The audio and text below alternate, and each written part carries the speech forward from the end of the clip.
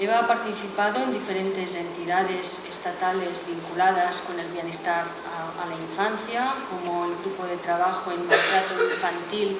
del Observatorio de la Infancia del Ministerio de Sanidad, Servicios Sociales e Igualdad, o también la Secretaría de la Federación de Asociaciones para la Prevención del Maltrato Infantil, FAPMI. Al igual que Andrés, pertenece al grupo de investigación al que hemos hecho referencia muchas veces ahora ya en esta jornada, el grupo de investigación de la Universidad de Cantabria en Desarrollo Socioemocional y Bienestar, que integra diferentes docentes del Departamento de Educación, y ese vínculo con el grupo de investigación le ha permitido desarrollar proyectos de investigación como el proyecto Construcción de una red interprofesional en la Mancomunidad Saja Corona, o la evaluación del programa de prevención de las agresiones sexuales de la propia asociación CABAS, que ha presidido durante tantos años. Y su ponencia de hoy lleva por título La importancia de las asociaciones en la prevención, el caso de CABAS Cantabria, que es el caso que conoce tan de primera mano, así que Eva, cuando quieras tienes la palabra. Bien, muchísimas gracias, Monse. Desde el área de igualdad os agradezco que nos hayáis invitado, o me hayáis invitado, en este caso como representando a la asociación en la que he estado tanto tiempo, porque el resto de la mesa es fundamentalmente del ámbito universitario, y en este caso, bueno, al menos en mi caso, el papel de las asociaciones se puede relacionar bastante bien con el ámbito universitario, se debe relacionar y se debe nutrir mutuamente unos con otros, ¿no? De hecho, bueno, pues estar oyendo los resultados de las investigaciones que se hacen en la universidad o que se hacen de forma conjunta entre la universidad y las asociaciones es lo que nos permite también luego mejorar el trabajo que se hace con las víctimas en nuestro caso y en los programas de prevención que aplicamos, ¿no? Así que estoy doblemente contenta de estar aquí, tanto por pertenecer a la universidad como por pertenecer a la asociación CABAS. Puesto que mi título tiene que ver con el papel de las asociaciones en la prevención y fundamentalmente el caso de CABAS, que como bien dice Mons es el que mejor conozco, voy a presentar a CABAS y presentaré la idea que desde CABAS manejamos en torno al concepto de la violencia en las relaciones, que nos permite de alguna manera planificar tanto la intervención con las víctimas como la prevención. Bueno, muchas personas ya conocéis CABAS, otras no. Tenéis que saber que CABAS es una asociación de asistencia a víctimas de agresiones sexuales y prevención del maltrato infantil, como dice su título, su nombre, y que esta asociación lleva muchísimos años, desde el 1987,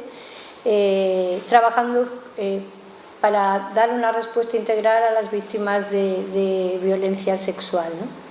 Es importante en este sentido destacar también la importancia de las asociaciones, en este caso porque, como veis, en el 1977 no se hablaba de violencia sexual, y tampoco en el 2003 se hablaba mucho del acoso, al menos en nuestra comunidad, y sin embargo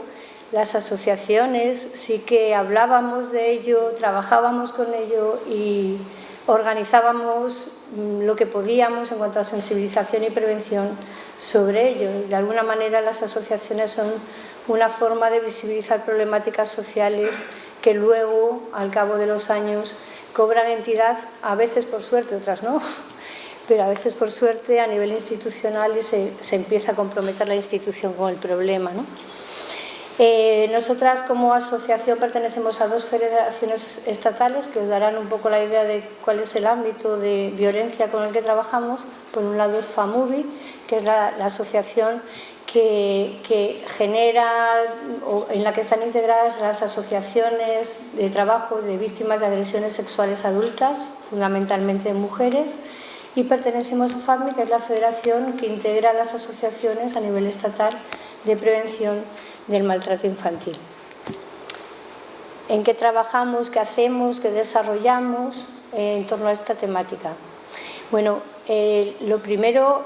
por lo que surgió, por lo que sigue existiendo, fundamentalmente es por la necesidad que tienen todavía hoy las víctimas de recibir, al menos a nivel de la asociación, asistencia de todo tipo, ¿no? Veréis que trabajamos a nivel tanto terapia psicológica como social como jurídica, así que nuestro sentido en el tema de las agresiones sexuales a víctimas está vinculado con la respuesta que necesitan profesional para su curación de alguna manera, ¿no? Pero, por otro lado, trabajamos con la prevención también de la violencia sexual, y no solo de la violencia sexual como algo absolutamente complementario con la parte de asistencia, sino que también trabajamos el tema de la prevención del maltrato infantil intrafamiliar y el acoso entre iguales. Y esto también vinculándolo con una línea de trabajo que es la concienciación, la sensibilización social, la formación de profesionales vinculados con estas temáticas, ¿no? Bueno, el hecho de que nosotros abordemos, como veis, tantas formas diferentes de violencia, porque trabajamos la violencia sexual, pero también trabajamos el maltrato infantil, también abordamos el acoso entre iguales, hace bueno, tanto las distintas situaciones que trabajamos vinculadas con la violencia, como veis también los distintos colectivos con los que trabajamos. Trabajamos con mujeres, trabajamos con hombres, trabajamos con infancia, trabajamos con adolescencia y trabajamos con distintas edades. Trabajamos con infantil, trabajamos con primaria, trabajamos con secundaria, también trabajamos con adultas, ¿no? Con adultas que han sufrido abusos ahora, con adultas que han sufrido, o adultas o adultos, perdón, que han sufrido abusos en su infancia. Digo que la amplitud de las situaciones de violencia con las que trabajamos, la amplitud de rangos de edad, la amplitud también de relaciones en las que se vinculan los fenómenos de violencia que trabajamos, hace que nos planteemos la necesidad de dar un sentido, un significado a la violencia que integre, unifique, trascienda todo el fenómeno de la violencia, ¿no? En este sentido, nosotras trabajamos desde la perspectiva de que la violencia siempre es un acto que produce un daño en la persona que lo recibe, que se ejerce desde el abuso de poder, siempre desde el abuso de poder de quien agrede frente a quien es agredido, y que puede tomar múltiples formas: física, sexual, psicológica. Esto es lo que de alguna manera unifica todas las situaciones que nosotras trabajamos. Es importante para nosotras tener la perspectiva de la violencia como un fenómeno vinculado con el poder, vinculado con el abuso de poder, porque creemos que todo acto de violencia se sustenta en esta situación de desigualdad de poder, del poder de quién puede agredir frente a la persona que sufre la agresión. Y la ventaja o el inconveniente es que el poder es algo absolutamente inherente a las relaciones humanas, porque poder es la capacidad que todas las personas tenemos, todas las personas tenemos de afectar al desarrollo propio o al desarrollo de los demás. Y en este sentido tenemos que pensar que todos tenemos poder, porque el poder se adquiere de una forma a veces natural. Por ejemplo, adquirimos poder frente a otras personas con las que tenemos una relación afectiva.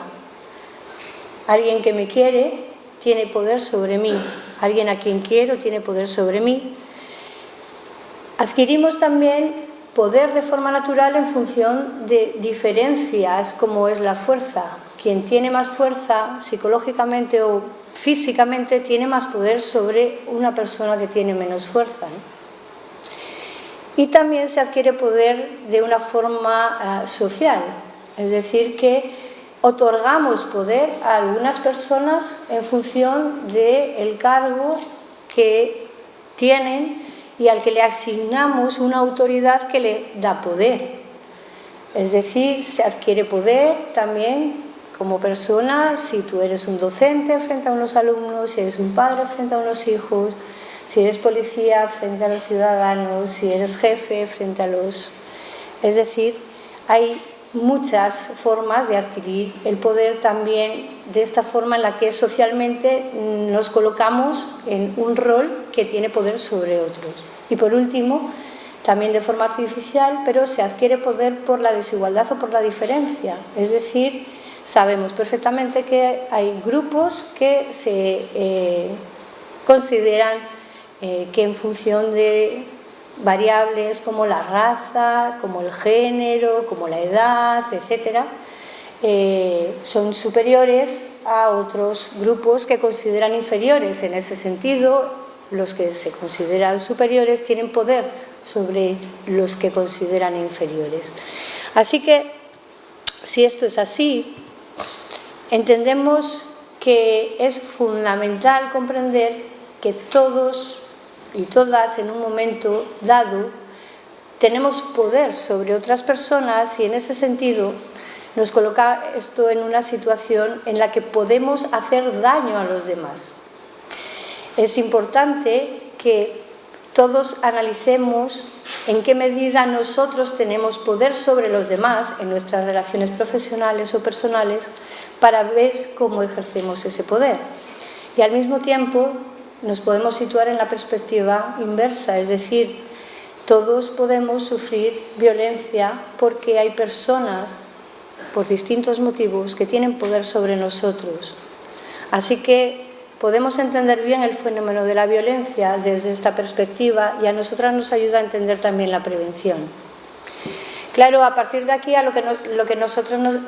nosotras nos interesa es pensar que el poder puede ejercerse de forma positiva y se puede ejercer de forma negativa. Evidentemente, como señala en la transparencia, si el poder es la capacidad de influir en el otro, se puede influir en forma en la que se guíe, se proteja, se cuide, o se puede utilizar, por el contrario, con un mal uso, utilizando de forma negativa, como han estado señalando con los casos de los acosos, para conseguir legitimar una actuación o conseguir algunas cosas de otras personas. Bien, en este caso, nuestra perspectiva empieza con las víctimas, como os decía, con la atención integral a las personas que han sufrido agresiones y abusos sexuales, y en este sentido trabajamos, como veis ahí, situaciones tanto de abuso como de agresión como de acoso sexual. Algunos datos que os puedan servir para orientar cuál es el trabajo que hacemos con víctimas, en el caso de víctimas menores, y solo datos referidos al 2015, pues señala cómo hemos atendido en ese año a 53 menores, en este caso solamente por abusos sexuales, ¿no? Y a 41 familiares, porque una forma de prevención, de trabajo con las víctimas, es trabajar también con los familiares y trabajar también con la red de profesionales con la que están vinculados estos niños, ¿no? Si veis también ahí, hay un 90% de casos de niñas abusadas frente a un 10% de niños abusados. En cuanto a la ocurrencia, me parece, bueno, como veis, el 60% de los casos de los niños han sido abusados en el momento actual frente a un 40%, y es muy elevada esta cifra, de niños que han sufrido abuso sexual en un periodo anterior, y ahora es cuando se conoce, ¿no? Es un dato muy importante también de cara a la perspectiva preventiva, es que nosotras vemos que todos los años se repite que el 70% de los casos son abusos reiterados. no es una ocasión puntual, sino que es algo que se viene produciendo en la vida de ese niño o de esa niña durante un tiempo determinado, y solamente un 30% en este caso es un abuso puntual. Y por último, otro dato que es importante para tener en cuenta la perspectiva de cuál es el fenómeno de la violencia, es que el 95% del abusador es un abusador conocido. Por tanto, tenemos niños y niñas que están sufriendo abuso sexual de forma reiterada por parte de una persona bastante cercana. Y esto nos aproxima a la idea que quiero mencionaros sobre por qué hablo desde la intervención a la prevención y viceversa, ¿no? Porque la intervención, ellos han hablado, muy bien hablado, sobre las consecuencias que tiene el acoso, que tiene la violencia cuando se ejerce por parte de las personas, a nivel de datos, ¿no? A mí me gustaría que entendieseis mejor la experiencia de la víctima que está sufriendo esta situación, ¿no? Y en este caso, como señalo, el fenómeno del acoso, de la violencia, cuando se produce en el mundo de las relaciones cotidianas de las personas, de las cuales uno no puede escapar, porque son sus padres, porque son sus hermanos, porque son sus compañeros, porque son sus jefes, provocan en las personas un mayor deterioro que cuando la situación es ocasional y por parte de un desconocido. Es muy importante entender que quien agrede utiliza siempre argumentos contra quien es agredido, que siempre responsabiliza a la víctima, lo que además eso le sirve al agresor para no tener que empatizar con la víctima, pero también genera en la víctima un sentimiento de culpa y de miedo, que es también el proceso que lleva al silencio, ¿no? Entonces, en ese sentido, este proceso, cuando se repite una y otra vez, acaba generando un importante deterioro en la persona y una indefensión bastante aguda, una incapacidad de pensar que puede hacer algo para salir de esa situación. Y esto lo que señalo es que es aún más terrible cuando la agresión, cuando el acoso se hace en un entorno en el que no solo quien agrede, sino el resto de las personas de ese entorno, con su silencio o mediante el apoyo que realizan hacia el agresor, legitiman la violencia, humillando aún más a la víctima. Esto es lo que hace que nosotras consideremos la importancia que tiene el papel de la prevención para acabar con esta situación tan enconada y tan silente por parte de las víctimas. Bueno, esto creo que no, ya voy un poco mal de tiempo, ¿verdad? Sí, bien. Bueno, esto solamente era un caso de una situación que si llevamos en este caso era una mujer y era un acoso laboral, pero fijaros que curiosamente en este caso se pudo ganar la situación en el juzgado de lo social, en el cual se le concedió la incapacidad, y sin embargo en el juzgado de lo penal no se consiguió que el agresor fuera de alguna manera acusado, ¿no? Y quedó libre. Bueno, entendemos entonces que la prevención que nosotras llevamos a cabo es importante porque nos permite poner nombre a los fenómenos de la violencia para que puedan ser reconocidos por agresores, por víctimas y por testigos. También nos parece importante el papel de la prevención para legitimar a las víctimas, ofreciendo un relato de la violencia en la que la responsabilidad recaiga exclusivamente en quien agrede y nunca en las víctimas. Y por último, hacemos prevención porque necesitamos dotar de herramientas a las personas en aquellos entornos en los que se pueden producir para que la reconozcan, para que la visibilicen y para que puedan actuar consecuentemente. Bueno, esto no lo voy a poner, pero ya dos perspectivas de la prevención primaria y secundaria que llevamos a cabo en CABAS, aunque podéis consultar la página y la página web. No necesitamos el Facebook, no hace falta porque está ahí todo colgado, pero como veis, en la sensibilización primaria lo que nos interesa para esa visibilización de las situaciones es trabajar con profesionales, es trabajar con el público en general, es trabajar con niños, es trabajar con todas las personas para poder informarlas sobre este tipo de fenómenos. Ahí se ponen algunas de las cosas que hemos realizado, algunos de los materiales con los que trabajamos esta sensibilización o prevención primaria. Y bueno, por último, dentro de la parte de prevención secundaria tenemos un programa que trabaja con la prevención, un taller que trabaja con la prevención del acoso escolar, y tenemos un programa que ya Andrés mencionó anteriormente que trabaja con la prevención de las agresiones sexuales, todo esto en secundaria, y un programa de prevención también de abuso sexual para infantil, para la escuela infantil. Nada más, muchas gracias, disculpad que me haya pasado un poco. Gracias. Gracias.